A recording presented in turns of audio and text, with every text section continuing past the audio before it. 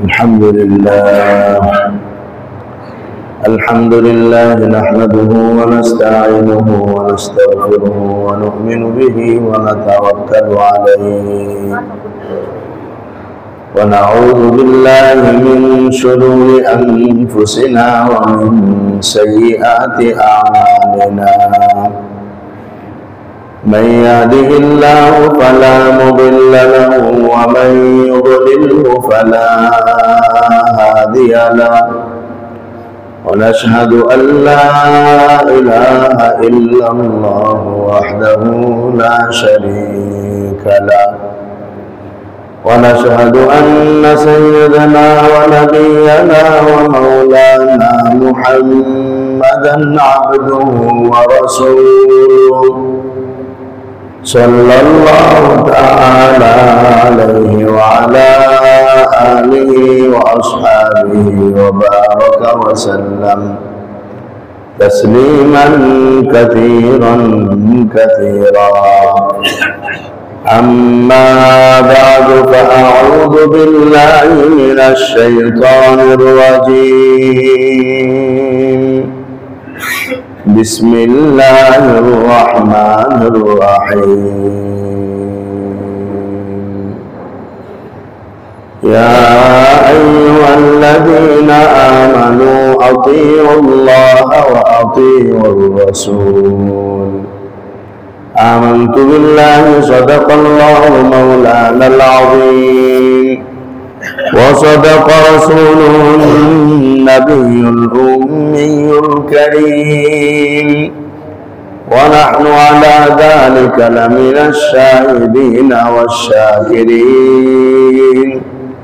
والحمد لله رب العالمين اللهم صل على محمد وعلى آل محمد كما صليت على إبراهيم وعلى آل إبراهيم إنك حميد مجيد اللهم بارك على محمد وعلى آل محمد كما باركت على إبراهيم وعلى آل إبراهيم إنك حميد مجيد محترم إيمان ديني ভাইরা আল্লাহ পাকের দরবারে অসংখ্য অগণিত শুকর মহান আল্লাহ রব্বুল আলামিন আমাদেরকে আল্লাহর ঘরে নামাজের জন্য আসার বসার তৌফিক দান করেছেন শুকর আদায় করে আলহামদুলিল্লাহ ইমানি দিনী ভাইরা গোটা বিশ্বের মুসলমান একটি কঠিন সময় অতিবাহিত করতেছে যেটা আমরা প্রত্যেকেই উপলব্ধি করতে পারতেছি দুনিয়াতে যত মানবাধিকার সংগঠন আর সংস্থা আছে কোনোটাই মুসলমানদের জন্য না এর মধ্যে কি কোনো সন্দেহ আছে আপনাদের কোনোটাই মুসলমানদের জন্য নয় সবগুলোই বানানো হয়েছে কাফের বেদিনদেরকে হেফাজত করার জন্য যেগুলো মুসলমানদের যদি কোনো উপকারে আসতো তাহলে ফিলিস্তিনের পক্ষে গাজার পক্ষে রাফার পক্ষে তারা জোরদার কোনো ভূমিকা পালন করতে পারত জোরদার ভূমিকা তো দূরের কথা গাজার রাফার পক্ষে তারা কোনো নাটকও সাজায় নাই মানুষ তো কিছু হলে দেখানোর জন্য করে ওই দেখানোর জন্য তারা করতে পারে না কতটাই অসহায় তারা মুসলমানদের পক্ষে কাজ করার ক্ষেত্রে বোঝা গেল এগুলো আসলে মুসলমানদের জন্য বানানো হয় নাই এগুলো বানানোই হয়েছে কাফেরদের জন্য আমার দোস্ত আমার দিনী ভাইরা ক্ষমতার পরিবর্তন যখন হয়েছিল দু একটা মন্দিরে হয়তো বা কেউ কিছু অনিষ্ট বা ক্ষতি সাধন করেছিল বাকি মন্দিরগুলো তো মুসলমানরাই পাহারা দিছে এতেই কত ধরনের মানবাধিকার সংগঠনের বিবৃতি আসছে পত্র পত্রিকা নিউজ আসছে খবরের মাধ্যমে যে বাংলাদেশে মানবাধিকার লঙ্ঘন হচ্ছে হিন্দুদের ঘর বাড়িতে আক্রমণ হচ্ছে এই হচ্ছে সেই হচ্ছে এখন হয়তো সব মানবাধিকার গুলো কোথায় গেছে আমাদের মুসলমানরাই তো এই দেশের মানবাধিকারের কর্মী এই দেশে মানবাধিকার যত সংগঠন আর সংস্থা আছে এই সবগুলো সংগঠনের সংস্থার বেশিরভাগ কর্মী আমাদের মুসলমানরা। ওই সমস্ত মুসলমানদের মনে রাখা দরকার, আপনারা যারা এই সমস্ত সংগঠনের সাথে জড়িত আর মনে মনে ভাবতেছেন আমরা খুব ভালো কাজ করতেছি, হাসরের ময়দানে সবগুলো কাফেরদের সাথে হাসর হবে, একজনও মুসলমানের সাথে হাসর হবে না। এই সংগঠনের চাকরি ছাড়েন, এরা কাফেরদের পক্ষের কাজ, মুসলমানদের জন্য না। জন্য যদি হতো আপনি তো এখন কিছু করতে পারেন না। আমার দোস্ত, এখন হজের মাস চলতেছে, হজের উপর আগামী এক জমা কিছু কথা বলবো ইনশাআল্লাহ, এবং আগামী তাফসিরের সময় হজের প্রশিক্ষণও হয়ে যাবে। যেহেতু আমাদের হজের ফ্লাইট চলতি মাসের 28 তারিখ থেকে ছিল না, 29 তারিখ আমাদের এক ভাইয়ের ফ্লাইট তো 28 তারিখে বা 29 তারিখেই হবে। যেহেতু আগামী সপ্তাহের পরেই চলে আসতেছে এই তারিখ, এই জন্য হজের যে একটা প্রশিক্ষণমূলক আলোচনা হয় এবং প্র্যাকটিক্যাল কিভাবে এই হজের কার্যক্রমগুলো করতে হয়, এহরাম কাপড় তারপরে বিভিন্ন বিষয়, সেগুলো ইনশাআল্লাহ আমরা আগামী শুক্রবার তাফসিরের সময় সেটা আমরা আলোচনা এবং প্র্যাকটিক্যাল দেখবো, শিখবো। এবং এটা প্রত্যেকেরই শিখে রাখা দরকার যে আমি যে বছর যাবো ওই বছর শিখে নেব। এত ব্যস্ততা থাকতে পারেন যে শিখাও সম্ভব হলো না, পরে বিমানে গিয়ে শিখতে হবে, তো পরে অনেক কিছু ছুটে যাবে। তখন নিয়োগ করে আছে, যাক এবারে হজটা যেমন তেমনি হয়েছে, সামনে আবার করলে খুব ভালো করে করবো। সামনে তৌফিক হয় কিনা সেটা তো বলা যায় না। এই জন্য আমি সবাইকেই বলবো যে আমরা তাফসিরে যেরকম বসি ঠিক একদিনই তো হজ প্রশিক্ষণ ওই রাত্রি হবে ইনশাআল্লাহ, আর আগামী জুমা হজ নিয়ে কথা বলবো ইনশাআল্লাহ। আজকের বিষয়টা হলো দুনিয়ার মুসলমান আসলে বর্তমানে দুই ভাগে বিভক্ত হয়ে গেছে। এক ভাগ মুসলমান তাগুতি শক্তির পক্ষে, আরেক ভাগ মুসলমান ইমানি শক্তির পক্ষে। মুসলমান দুই ভাগে বিভক্ত। এক ভাগ তাগুতি শক্তি বলতে দাজ্জালি শক্তি, ফেরাউনি নমরুদি শক্তি, এক কথা হলো সেটা কুফুরি শক্তি। যত কিছু আছে, দাজ্জালের শক্তি হোক, হ্যাঁ, বিধর্মীদের সব একটা শক্তি, এটার নাম হলো কুফুরি শক্তি। আল্লাহকে অস্বীকার যারা করে তাদের সবাইকে একসাথে বলা হয় কাফের, কুফার। যেমন কোরআনের মধ্যে আল্লাহ বলছেন, কুল ইয়া আইয়ুহাল কাফিরুন, এই ক্ষুধাদ্রোহীরা ভালো করে শোনো। এই কুফার শক্তি, কাফের শক্তি একটা শক্তি। আরেকটা হলো তাওহীদের ভিত্তিতে, কালিমার ভিত্তিতে, একত্ববাদের ভিত্তিতে আমরা যা আল্লাহকে বিশ্বাস করি, এটা হলো ঈমানী শক্তি। পৃথিবীতে সবসময় দুভাগে বিভক্ত ছিল। যেদিন থেকে দুনিয়ার মধ্যে হযরত আদম আলাইহিস সালাম আগমন করেছেন, তারও আগে জিন জাতি, জিন জাতিরা ছিল, তখনও দুই ভাগে বিভক্ত ছিল। কিন্তু নবী আলাইহিস সালামের যুগে মুসলমানরা এক শক্তিতেই থাকতো। আবার এর মধ্যে মুসলমানদের ভিতরে মুনাফিক একটা দল থাকতো, যারা কাফেরদের পক্ষে কাজ করত। আজকের এই পৃথিবীতে মুনাফিক আছে না নাই ভাই? কে মুনাফিক? এটা আমরা কেউ নিজেকে দাবি করবো না যে আমি মনে হয় মুনাফিক, এটা কেউ বলবো না, কারণ আমরা তো অনেক বড় ইমানদার।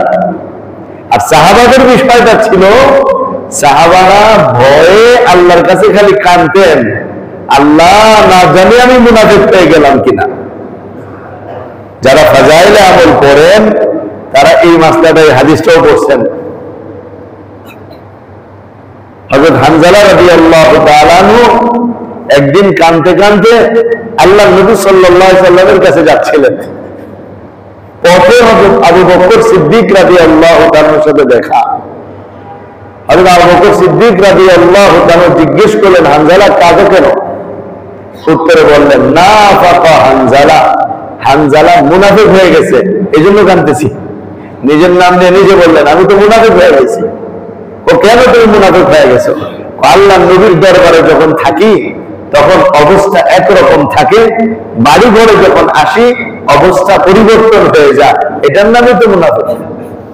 হযরত আবু বকর সিদ্দিক রাদিয়াল্লাহু তাআলা বললেন, তাহলে তো আমিও মুনাফিক হয়ে গেছি। দুজনে মিলে আল্লাহ নবীজি সাল্লাল্লাহু আলাইহি সাল্লামের কাছে গেলেন। নিজেদের মনের অভিযোগটা শোনালেন। আল্লাহ নবী সাল্লাল্লাহু আলাইহি সাল্লাম বললেন, এটা মুনাফিকি না। আমার কাছে বসলে, আমার কাছে থাকলে তোমাদের যে অবস্থা তৈরি হয়, এমন অবস্থা যদি সার্বক্ষণিক তোমাদের হতো, তাহলে ফেরেশতারা তোমাদের সাথে সরাসরি মুসাফা করত। আমার দোস্ত, আমার ভাই, সাহাবা কাঁদছেন মুনাফিক হয়ে যাওয়ার ভয়ে, আর আমরা কল্পনাও করি না আমি কি মুনাফিক হয়ে গেলাম কিনা। আমাদের ভিতরে কল্পনাও আসে না। এটাই প্রমাণ যে আমরা মুনাফিকের খাতায় নাম লেখাইছি।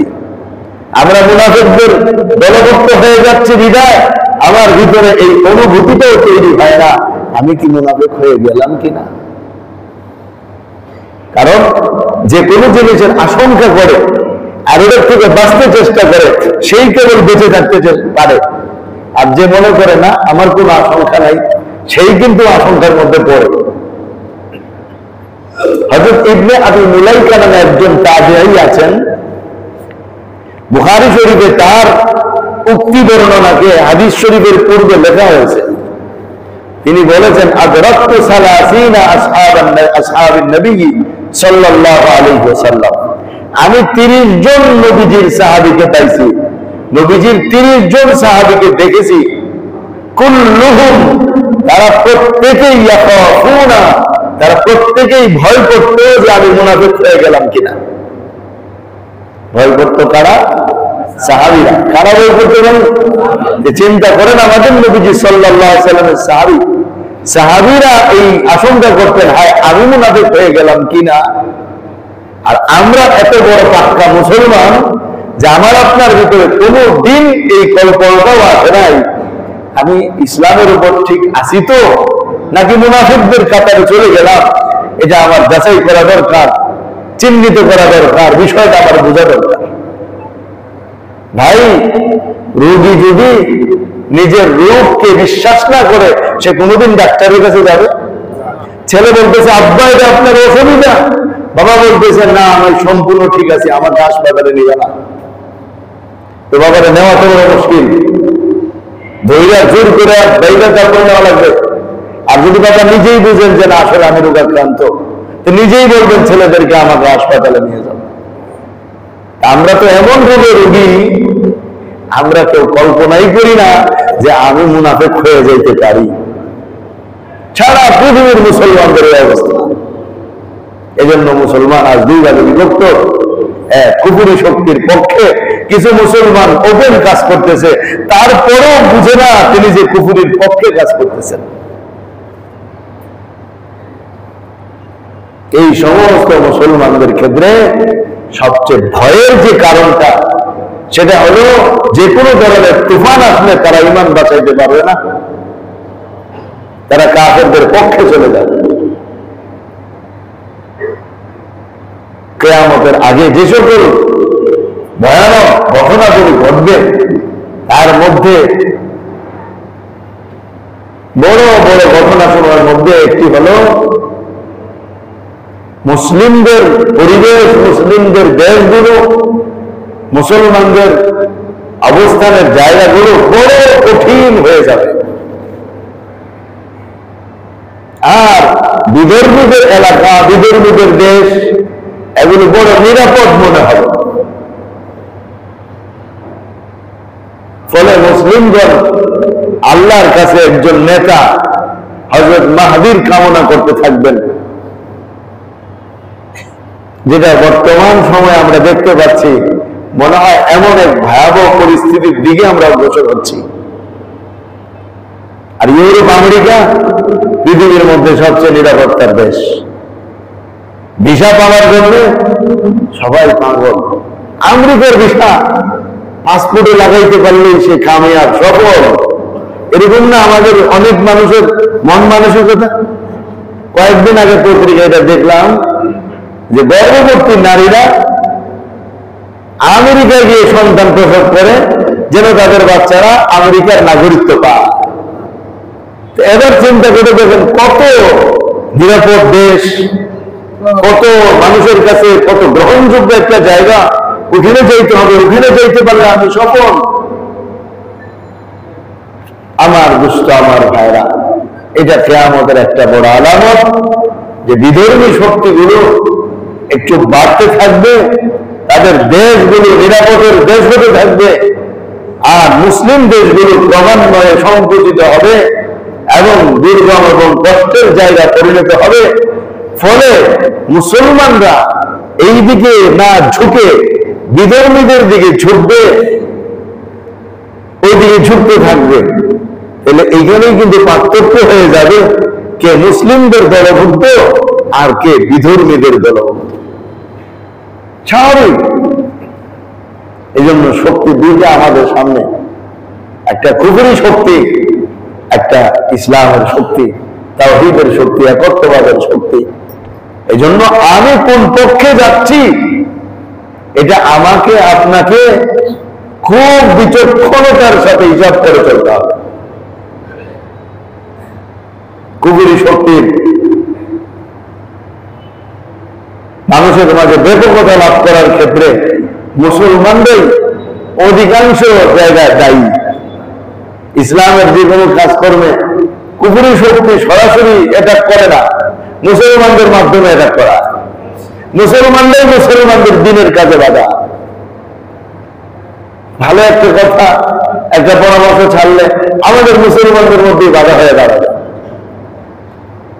এইটা বললো কেন হুজুর, এটা করলো কেন, না এটা কে এই যুগে চলে, এই কথা কি এখন বলা যায়, এটা এখন সমাজে মানায় না, বিভিন্ন কথা এটা মুসলমানদের বলবে, যেটা কাফেরদের পক্ষ থেকে এই মুসলমানরা এখন বলে যাবে। যার কারণে সত্যিকারের মুসলমানের সংখ্যা একেবারে শূন্যের কুঠায় নেমে আসবে। এজন্য আমাদেরকে অনেক সচেতন এবং হুঁশিয়ার হওয়া দরকার। ইউসুফ আলাইহিস সালামের যুগের বাদশা স্বপ্নে দেখেছিল 7টা মোটা তাজা গাভীকে 7টা জীর্ণশীর্ণ গাভী খেয়ে ফেলতেছে, আর 7টা মোটা তাজা শীষকে লতা পাতাকে 7টা জীর্ণশীর্ণ লতা পাতা পেঁচায় ধরতেছে। বাদশাহ স্বপ্ন দেখে ক্ষান্ত হয়েছিলেন নাকি পরেশান হইয়া এটার ব্যাখ্যা জানার চেষ্টা করেছিলেন? ব্যাখ্যা জানার চেষ্টা করেছিলেন। যখন তিনি ব্যাখ্যা ইউসুফ আলাইহিস সালাম থেকে পেয়ে গেলেন যে 7 বছর দুর্ভিক্ষ হবে, মোটা তাজা গাভী মানে হলো আপনাদের 7 বছরের জমানো সমস্ত রসদপত্র আর শস্য ফসলাদি, আর জীর্ণ শীর্ণ গাভী মানে 7 বছরের দুর্ভিক্ষ, এই সব ওগুলোকে খাবে, শেষ করে দিবে একেবারে। তখন বাদশাহ ইউসুফ আলাইহিস সালামকে দায়িত্ব দিলেন, আর তিনি সেই দুর্ভিক্ষের মোকাবেলা করার জন্য দুর্ভিক্ষের সময়কালীন মানুষের কল্যাণের কথা বিবেচনা করে ব্যাপক ফসল চাষের আদেশ দিলেন এবং অনেক রসদ সংগ্রহ করলেন।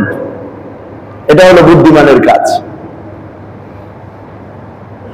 আমাদের নবী মুহাম্মদুর রাসূলুল্লাহ সাল্লাল্লাহু আলাইহি ওয়াসাল্লাম কিয়ামত পর্যন্ত যত ধরনের ফিতনা, দাঙ্গা, হাঙ্গামা, বিপর্যয়, যুদ্ধ, বিগ্রহ সৃষ্টি হবে, বড় বড় ঘটনাবলী ঘটবে, এই সব বিস্তারিতভাবে নবীজি বলে গেছেন। যার জন্য হাদিসের কিতাবের একটা অধ্যায় কিতাবুল ফিতান, আবার এই নামে একটা বাংলা বইও পাওয়া যায়। এই কিতাবুল ফিতান, ফিতনা অধ্যায় সমূহ, বিপর্যয়ের অধ্যায় সমূহ বিস্তারিত ভাবে নবীজি সাল্লাল্লাহু আলাইহি ওয়াসাল্লাম আলোচনা করেছেন। আর আমাদের প্রবীণ উলামায়ে কেরাম এগুলোকে গবেষণা করে যুগের সাথে মিলিয়ে, জোর করে মিলিয়ে না, বরং অনায়াসে মিলে যায়, সেগুলো আমাদেরকে পরিষ্কার করে তুলে ধরেছেন। উদ্দেশ্য এটাই, ইউসুফ নবীর যুগে যেমন বাদশাহ পরিকল্পনা বাস্তবায়ন করতে পিছপা হন নাই, উম্মতকেও যেন, আমাদেরকেও এই সব ফিতনা বিপর্যয় গুলো পরে নিজেদের জীবনের পরিকল্পনা করতে যেন আমরাও পিছপা না হই। এই জন্য নবীজি সাল্লাল্লাহু আলাইহি ওয়াসাল্লাম সমস্ত বিপর্যয়ের কথা সাহাবীদেরকে শুনাইছেন। হযরত আবু হুরায়রা রাদিয়াল্লাহু তাআলা আনহু, হযরত হুযায়ফা রাদিয়াল্লাহু তাআলা বলেন, নাসিয়া মান নাসিয়া যাকারাহু মান যাকারা। কিয়ামত পর্যন্ত কি হবে এই সব নবীজি আমাদেরকে শুনাইছেন। যে মনে রাখতে পারছে তো পারছে, যে মনে রাখতে পারে নাই তো সে ভুলছে। এত লম্বা আলোচনা। এরপরে সাহাবী বলেন, পরবর্তীতে জীবনে ভুলে গেছি, নবীজির কথা মনে নাই, অনেক লম্বা আলোচনা করছেন। পরবর্তীতে যদি কখনো কোনো জিনিস দেখছি তখন মনে হয়েছে আরে এটা তো নবীজি বলে গেছেন। এর মধ্যে কিয়ামত পর্যন্ত, কিয়ামতের আগে যত ধরনের ঘটনা ঘটবে নবীজি বিস্তারিতভাবে আমাদেরকে বলে গেছেন। সেই বলে যাওয়া কিছু কথা আমি আপনাদের সামনে পেশ করতেছি। এই দুই শক্তির মধ্যে কুফরি শক্তিটাই হবে রমরমাট জমজমাট। ইসলামের শক্তি ক্রমান্বয়ে দুর্বল হতে থাকবে। আর দুর্বল হবে না কেন বলেন? আমরা কতজন মুসলমান পুরা ইসলাম মানি? এটাই তো আমাদের দুর্বলতার মূল কারণ। আমরা কতজন মুসলমান পুরা ইসলাম মানি? এটাই তো আমাদের দুর্বলতার মূল কারণ। আমরা একটাই কথা বলে বলে এখনের যুগে আর এগুলো চলে না। আমাদের নবীজির জীবনটা চিন্তা করি, যিনি একদম আইয়ামে জাহেলিয়াতের মধ্যে এসে বর্বরতার মূর্খতার যুগে এসে পুরা যুগটাকে যিনি পরিবর্তন করে দিয়েছেন। আমরা তো ওই নবীর উম্মত, আমাদের দরকার ছিল যুগটাকে পরিবর্তন করে নবীজির যুগে ফিরে আসা। কিন্তু আমরা সুলতানি আমলের, মুঘল আমলের যুগে ফিরে যেতে প্রস্তুত, নবীজির যুগে ফিরে যেতে প্রস্তুত না। তাইলে আমাদের দ্বারা কিভাবে কাজ হবে? যখন আমাদের ইমানি আমলি অধঃপতন, তখন আমরা কোনটা হব না তো কারা হবে?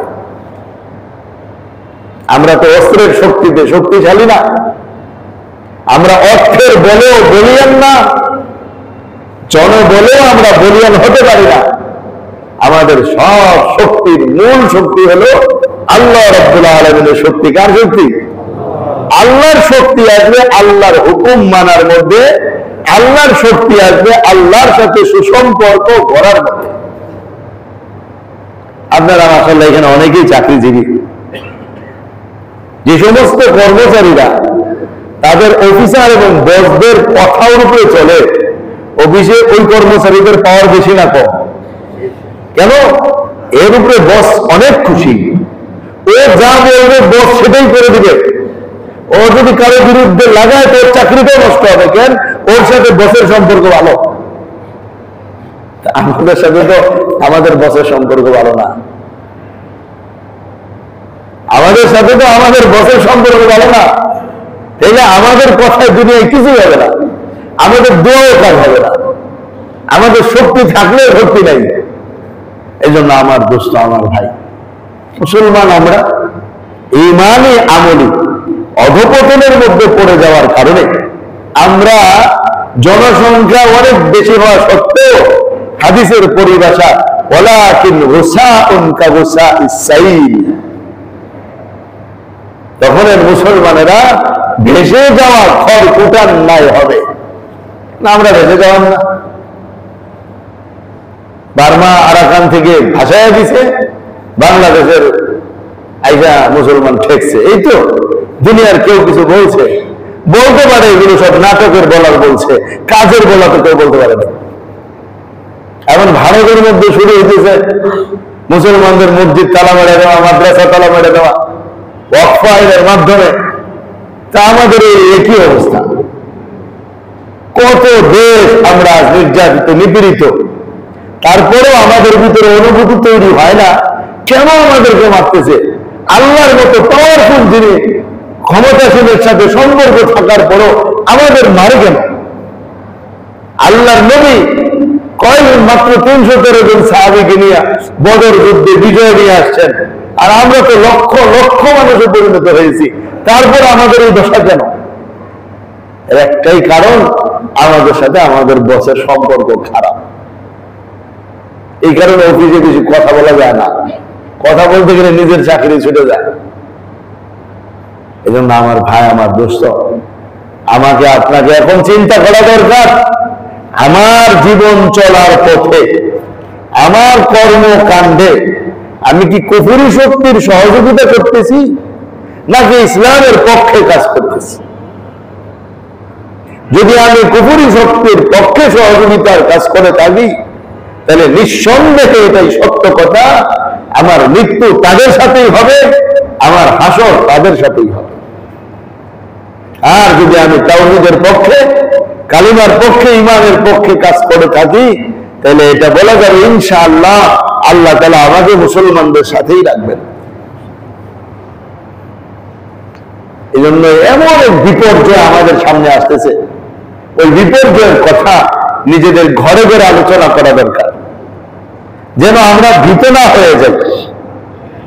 আকাশে যখন মেঘ থাকে আর বাতাস প্রবাহিত হয়, তুফান ঘূর্ণিঝড় যেটাই হোক হয়ে তো যায়, ভয়ে দৌড়ায় পালায় গেলে তো হবে না, ওটাকে মেনে নিতে হবে। ঠিক আমরা যারা মুসলমান, আমাদের উপরে বিপদ আসবে, টর্নেডো আসবে, ভয়ে পালায় যাওয়ার কোনো জায়গা নাই, ওটাকে মেনে নেওয়া, ওটার মোকাবেলা করার জন্য শক্তি অর্জন করতে হবে। এই শক্তি যেমন আমার দরকার খতিব সাহেব হিসাবে, এই শক্তি আপনারও দরকার মুসল্লি হিসাবে, এই শক্তি আপনার ঘরের কচিকাঁচা সন্তানেরও দরকার মুসলিম হিসাবে, এই শক্তি আপনার মায়েরও দরকার, বাবারও দরকার, প্রতিটা মুসলমানের ভিতরে শক্তি অর্জন করা দরকার। আজকে যদি মিডিয়ার মধ্যে আসে আগামী 3 দিন পরে আজিমপুর এলাকার মধ্যে ভূমিকম্প হবে, 3 দিনের মধ্যে এলাকা থেকে যাওয়ার জন্য বিনীত নিবেদন করা হচ্ছে, 4 দিনের দিন এখানে কাউকে খুঁজে দেবেন? সব চলে যাবে না? খামের ভিতরে মিডিয়ার উপরে আমাদের সমান আস্থা, তা আমাদের নবী মুহাম্মদ রাসূলুল্লাহ সাল্লাল্লাহু আলাইহি ওয়াসাল্লাম ইনি যে আমাদেরকে শেষ যুগের এই ফিতনা সম্পর্কে সতর্ক করে গেছেন, ইমানি বিপর্যয়ের কথা, হযরত মাহদীর কথা, দাজ্জালের কথা, বড় বড় যুদ্ধের কথা, তাওহীদের শক্তি আর কুফরি শক্তির মোকাবেলার কথা, সেটা কেন আমরা আমলে নেব না? সেটাও আমাদের ওর চেয়ে বেশি আমলে নিতে হবে। দুনিয়ার ভূমিকম্প তো দুনিয়ার জীবন শেষ করতে পারে, কিন্তু ওই মহাযুদ্ধগুলো তো আমাদের আখিরাতকেও নষ্ট করে দেবে। এজন্য আমি সবাইকে বলবো, কিতাবুল ফিতান আমাদের ঘরে রাখতে পারি, আমরা পড়তে পারি, আমরা আমাদের সন্তানদেরকে এগুলো পড়াইতে পারি, যেগুলো তারা বুঝবে না বুঝার মতো করে তাদেরকে শিখাইতে পারি। যদি আমরা পড়ি, শিখি, জানি, তাইলে আমাদের পরবর্তী কার্যক্রম আমাদের জন্য সহজ হবে। নতুবা একজন ঘুমন্ত ব্যক্তি যদি ঘুম থেকে উঠা মাত্রই দেখে তুফান শুরু হয়ে গেছে, তাহলে সে ঘরের ভিতরেই ধাক্কা খায় মাথা পাঠাবে। এজন্য আমরা ঘুমায় না থাকি, আমার মুসলমান ভাই, আমরা ঘুমায় না থাকি, জাগ্রত হয়ে নিজেদের ইমানি শক্তিকে জাগ্রত করি, তাগুতি শক্তি আর কুফরি শক্তিতে সহযোগিতা না করি। একটু চিন্তা ভাবনা করে আমরা প্রয়োজনে হক্কানি আলেমদের সাথে নিজেদের কার্যক্রম, নিজেদের সময় দেওয়ার সাইনগুলো নিয়ে আলোচনা করে দেখি আমি কুফরির পক্ষে কাজ করতেছি কিনা। দাজ্জাল আসবে, এটা সত্য কথা। দাজ্জাল আকস্মিক ফিল্ড তৈরি না করে আসবে না, দাজ্জালের ফিল্ড তৈরি করা আরো আগ থেকে শুরু হয়ে গেছে। সে তার ফিল্ড তৈরি করতেছে, গোটা দুনিয়ার ভিতরে তার একটা রাজত্ব, একচ্ছত্র রাজত্ব সে তৈরি করবে। ওই বইটা পড়লে আপনারা বুঝবেন দাজ্জাল কিভাবে তার ফিল্ড গুলো তৈরি করতেছে। এখন এই ফিল্ড তৈরির ক্ষেত্রে আমরাও সহযোগী হচ্ছি, অনেক ক্ষেত্রে না জানার কারণে, আমরাও তার সহযোগী হচ্ছি অনেক ক্ষেত্রে না জানার কারণে। এজন্য আমার দোস্ত, আমার ভাই, এখন সেই ঘুমায় থাকলে আমাদের জন্য বড় বিপদের কারণ হবে। আর এই দাজ্জালি শক্তির মোকাবেলা সর্বশেষ তো হযরত ঈসা আলাইহিস সালামের হাতে পতন হবে, কিন্তু এর আগ পর্যন্ত যত যুদ্ধ বিগ্রহ হবে সেগুলোর নেতৃত্বে থাকবে হযরত মাহদী আলাইহিস সালাম। হযরত মাহদী থেকে স্পষ্ট হয়ে যাবে হক আর বাতিল, এর আগ পর্যন্ত আমরা ধোঁকার মধ্যে পড়ে থাকতে পারি যদি আমরা দুর্বলদের কাতারে পড়ে যাই। তাহলে এখন একজন মুসলমানের মনে এটা আসবে, ফিলিস্তিনের এত দুর্দশা, তো আল্লাহ কেন সাহায্য করেন না? নাউজুবিল্লাহ। এই চিন্তার ভিতরে ঢুকলে একজন মুসলমান মুরতাদ হয়ে যেতে পারে, আল্লাহর প্রতি তার আস্থা নষ্ট হয়ে যেতে পারে। নাউজুবিল্লাহ। এটাও আসবে যদি আল্লাহ সত্যি হয়ে থাকতেন, নাউজুবিল্লাহ। তাহলে আজ মুসলমান বিশ্বে কেন মাথা উঁচু করে দাঁড়াতে পারে না? এই চিন্তার ভিতরে যদি কেউ পড়ে, এটা নিয়ে যদি কেউ গবেষণা শুরু করে, তাহলে তার শেষ ফল ঈমান হারাও হওয়ার সম্ভাবনা আছে প্রবল ভাবে। এই জন্য আমাদের জানাশোনা দরকার, পড়াশোনাও দরকার এবং বোঝাও দরকার। ওই শক্তিটা আমাদের হাসিল করা দরকার। উম্মত যখন একেবারে বিপর্যস্ত, বিপদের মধ্যে পড়ে যাবে, তখন উম্মতের সমস্ত মানুষ যেন আল্লাহর কাছে এই দুআই করতে, আল্লাহ আপনি মাহদীকে আমাদের সামনে তাড়াতাড়ি প্রকাশ করে দেন। আর বিপর্যস্ততা এই পরিমাণ ছড়াবে, যেই বছর হযরত মাহদীর প্রকাশ পাবে ওই বছর হজের মৌসুমে মিনার মধ্যে ব্যাপক হত্যাযজ্ঞ চলবে মিনার মধ্যে। অথচ মিনা কত নিরাপদ জায়গা। সৌদি আরবের সৈন্যদের বেষ্টিত একটা এলাকা ধরতে হবে হজের মৌসুমে মিনার জায়গা, কিন্তু ওই জায়গার মধ্যে ব্যাপক হত্যাযজ্ঞ চলবে। এক বর্ণনা বোঝা যায় হযরত মাহদী ওই বছর হজের সফরেই থাকবেন। তো মিনার এই ব্যাপক হত্যাযজ্ঞের কারণে কিছু মানুষ মিনার থেকে পালায়া মক্কা শরীফ এসে আশ্রয় নেবেন। এর মধ্যে হযরত মাহদীও থাকবেন। তিনিও মিনার এই হত্যাকাণ্ড থেকে বাঁচার জন্য চলে আসবেন একদম মক্কা শরীফ। মক্কা শরীফে আসার পর মাকাম ইব্রাহিম এবং হাজরে আসওয়াদের মাঝখানে যে জায়গা, এই জায়গার মধ্যে হযরত মাহদীকে লোকেরা চিনে ফেলবে, চিনে বলবে তুমি ইমাম মাহদী। হযরত মাহদী বলবেন আমি এই কাজের উপযুক্ত না। তখন গাইবে একটা আওয়াজ আসবে, হাযা খলিফাতুল্লাহি মাহদী, ইনি আল্লাহর খলিফা মাহদী। এটা তো ওই সময়ের মুসলমানরা শুনবে, ওই জায়গা যারা থাকবে। তারপরেও তিনি অস্বীকার করবেন যে না, আমি এই কাজের উপযুক্ত না। তখন লোকেরা বলবে আপনি যদি দায়িত্ব না নেন তাহলে আপনারে আমরা একদম মেরে ফেলব। আপনি দায়িত্ব নেন, মুসলমানদের জিম্মাদারি আপনাকে নিতে হবে। তখন তিনি দায়িত্ব নেবেন। আর এখনের পরিস্থিতি কি? দায়িত্ব নেওয়ার জন্য আমরা কারাকারি। আমাকে দায়িত্ব দেন, আমাকে দায়িত্ব দেন, আমাকে নেতৃত্ব দেন, আমার পার্টির চেয়ারম্যান বানান, আমি সেই। এখন হলো আমাদের এই যুগ।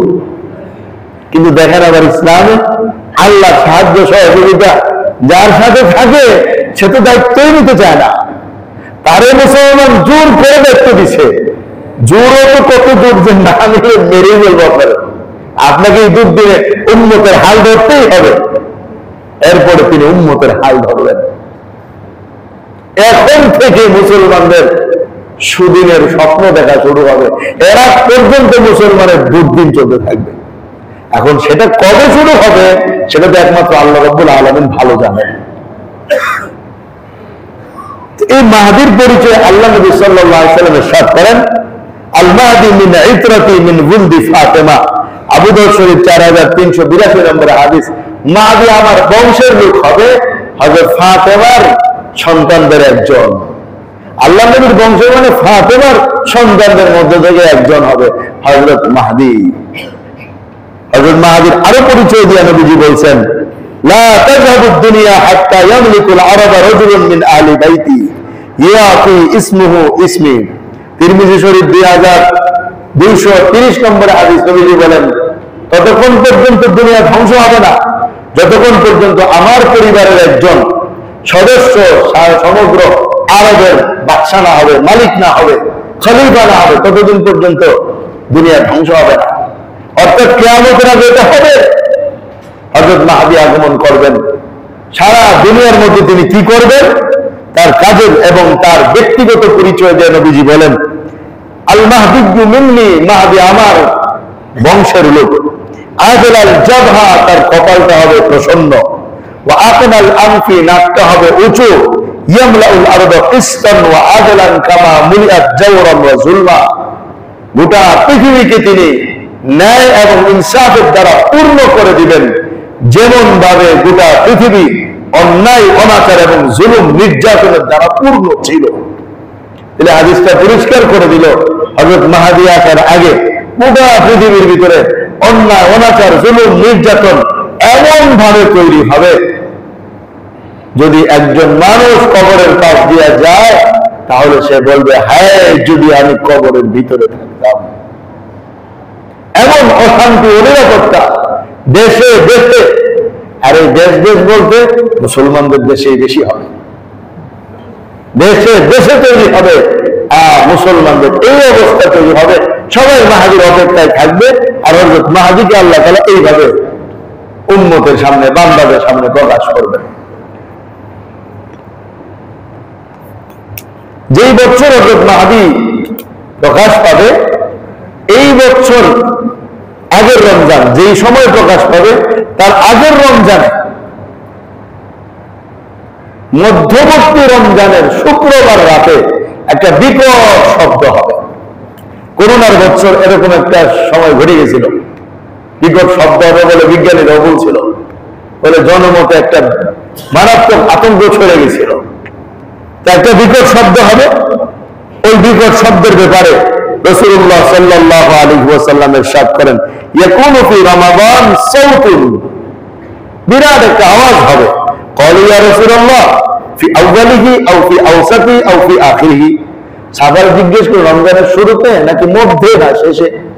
আল্লাহ নবী বললেন, ইযা কানাত লাইলাতুন নিসফি লাইলাতুল জুমআ ইয়াকুনু সাউতুন মিনাস সামা, যখন রমজানের মধ্যবর্তী সময়ে রাত্রে জুমার রাত্রি হবে, তখন এই আওয়াজটা শোনা যাবে।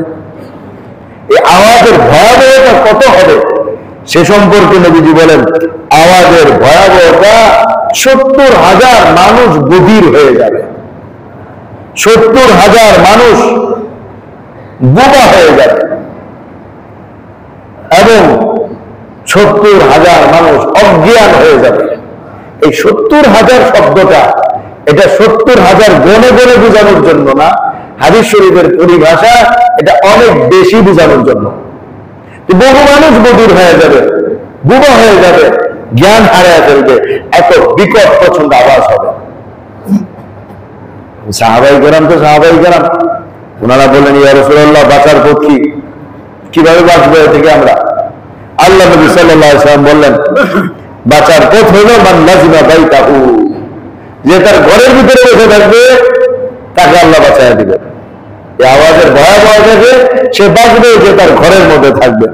ওয়া তাআওয়াযু বিসসুজুদ ওয়া জাহারা বিত্তাকবীর, আল্লাহর কাছে সিজদার মাধ্যমে আশ্রয় কামনা করবে, এবং ওই সময় প্রচন্ড আওয়াজের সময় আল্লাহু আকবার বলে আওয়াজ দিবে। কি আওয়াজ দিতে হবে? হ্যাঁ, তো ওই আওয়াজ যত বড়ই হোক, আল্লাহর নামের আওয়াজ এর চেয়ে বড়। যদিও আমার কণ্ঠে উচ্চারিত হবে অনেক ক্ষীণভাবে, আমার আওয়াজটা কতটুকু যাবে, এটার আওয়াজটা অনেক বড়, কিন্তু আল্লাহর নামের আওয়াজ হওয়ার কারণে এটার শক্তি ওই আওয়াজের চেয়ে বড়। সুতরাং যারা আল্লাহু আকবার বলে তাকবীর দিয়ে উঠবে, তারা এই আওয়াজের আক্রমণ থেকে বেঁচে যাবে ইনশাআল্লাহ। কি আওয়াজ? ওরে বাপরে বাপ, এই আওয়াজ। তা আমাদের তো কথাই কাছে ওরে বাপরে বাপ চলে আসে, তাহলে বোঝা গেল এখন থেকে ওরে বাপরে বাবার দরকার নেই। এখন থেকে যে কোনো ভয়ঙ্কর কিছু, বিকট কিছু, যে কোনো দুর্ঘটনা সবার আগে মুখ দিয়ে কি উচ্চারণ হবে? এখন থেকে যদি অভ্যাসে পরিণত করে নেই, তাইলে যত বড় বিপদ হোক মুখ দিয়ে বের হবে কি? পারবে ইনশাআল্লাহ। এটা তো একটা প্রস্তুতি, এটা একটা প্রস্তুতি যে যে কোনো ধরনের পরিস্থিতি আমার আপনার সামনে আসুক, আমার মুখ দিয়ে যেন প্রথম কথা আল্লাহ আকবার। ওরে বাপরে বাপ আমাদের দেশে আমরা বলেই ফেলি, আবার ওরে মা কি কি ধরনের কথা আমরা বের করি, এটা আজকের দিকে আমরা ভুলে যাবো তো ইনশাআল্লাহ। আল্লাহ তৌফিক দান করেন। এটা হলো হযরত মাহদী যে রমজান যেই সময় প্রকাশ পাবেন তার আগের রমজানে এমনটা হবে। এরপরে যখন হযরত মাহদীকে লোকেরা বাইতুল্লাহ শরীফে ধরবেন এবং এটা মুহূর্তের মধ্যে প্রচার হয়েছে, হযরত মাহদী প্রকাশ পেয়ে গেছে, আবির্ভূত হয়েছে, মুসলমানদের মধ্যে লোকজনে ওনার হাতে বায়াত নিতে থাকবেন। বায়াত হলো হাতে হাত রেখে শপথ করা, আর এখন একটাই বায়াত হবে, হাতে হাত রেখে কুফরি শক্তির বিরুদ্ধে জিহাদ করা, এটা হবে বায়াত। আশ্চর্য হবেন, মাত্র 313 জন মানুষ বায়াত নেবে। কতজন? ওই মক্কা শরীফের মুহূর্তে হাজারো মানুষ থাকবে, কিন্তু বায়াত নেবে কতজন? আর বাকিরা আসবে না কেন এই মুহূর্তে? ওই যে সারা জীবন কাজ করতেছে, কেউ কুফরি শক্তির পক্ষে, দাজ্জালি শক্তির পক্ষে, এখন মাহদী বের হয়েছে, মাহদীর বিরুদ্ধে ফতোয়া দিব 1 নম্বরের দলের মুসলমান। এই জন্যই তো বলতেছি আমার ভাই, আমার দোস্ত, আমি কোন পক্ষে কাজ করতেছি এটা আমাকে চিন্তা করা দরকার। নতুবা যেদিন হযরত মাহদী আবির্ভূত হবেন সেদিনও তো আমি কুফরি শক্তির পক্ষে ফতোয়া দিয়ে বসে থাকবো। এদের না মিশরের কত বড় মুফতি সাহেব দেখছেন আপনারা? ওনারে একদম কচি বাচ্চার মতো দেখা যায়, দাড়ি দাড়ি কাইটা একেবারে ফ্রেশ হয়ে থাকতে যায়। বেচারা কি ফতোয়া দিচ্ছে, ইসরায়েলের পক্ষে তার ফতোয়া চলে গেছে। আল্লাহ আমাদেরকে মাফ করেন। আমার কাছে আরেকটা ভিডিও বার্তা আসছে কাবা শরীফের ইমাম শেখ আব্দুর রহমান সুদাইস সম্পর্কে। তিনিও বলছেন ফিলিস্তিনের এই যুদ্ধ এটা একটা ফিতনা, আপনারা এ থেকে বিরত থাকেন, বেঁচে থাকেন। আল্লাহ আমাদেরকে মাফ করেন। এখন কথা হলো এমন ফতোয়া দেওয়ার কারণে আমরা তাদেরকে কাফের বলতে পারি না, কিন্তু কি বলতে পারি না ভাই?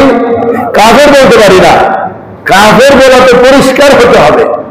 এই ফতোয়া ভুলে দিছে, চাপে পড়ে দিছে, এটার জন্য আল্লাহর কাছে তিনি শাস্তি পাবেন, অথবা এটার কারণে আল্লাহর কাছে তিনি বেঈমান হয়ে যাবেন। কিন্তু আমরা এইটুকু ফতোয়ার কারণে তাকে বেঈমান আখ্যায়িত করতে, এই কারণে আবার কেউ আমরা হজে যাবো, সুদাইসি সাহেব নামাজ পড়াবে, কিন্তু উনি তো নাউজুবিল্লাহ কাফের হয়ে গেছে, ওনার পিছনে কিভাবে নামাজ পড়বো?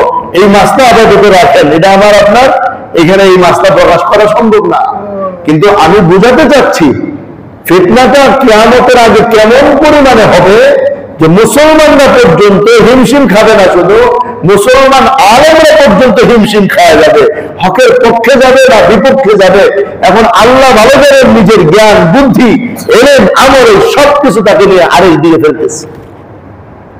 তা না হয়তো মুফতি তাকি উসমানী সাহেব বলতেছেন জিহাদ সবার উপরে ফরজ হয়ে গেছে, আর ওনারা 2-4 জন আরবের ওনারা বলতেছেন যে না, এটা ফিতনা, এ থেকে বিরত থাকাই সবার জন্য শ্রেয়। আমেরিকার আরেক মুফতি সাহেব আহলে হাদিস, বড় আলেম, ইনি দাওয়া বিভাগের প্রধান, ইনি বলছেন গাজার মুসলমানদের উচিত ছিল শক্তিশালী কোন মুসলিম দেশের সাথে পরামর্শ করে ইসরায়েলে হামলা করা। এরা পরামর্শ না করার কারণে আজকে এদের পক্ষে কেউ যাচ্ছে না। এটা কোনো কথা হলো আমার মুসলমান ভাইয়েরা? তো দেখেন আমরা কেমন একটা অবস্থার মধ্যে তৈরি হচ্ছি যে আমাদের আলেমদের মধ্যে থেকেও কেউ কেউ এমন ইনফরমেশন দিচ্ছে যেটা আবার আলেমদের সাথে সাংঘর্ষিক হয়ে যাচ্ছে, যেটার ব্যাপারে আমরাও কিং কর্তব্য বিমূঢ় হয়ে যাচ্ছি।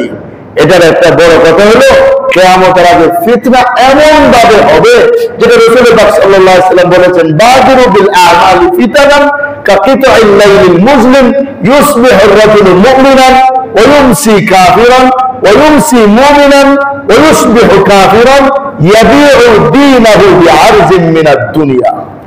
নবীজি বলেছেন ফিতনা আসার আগে ইবাদতের দিকে দৌড়াও, আমলের দিকে দৌড়াও।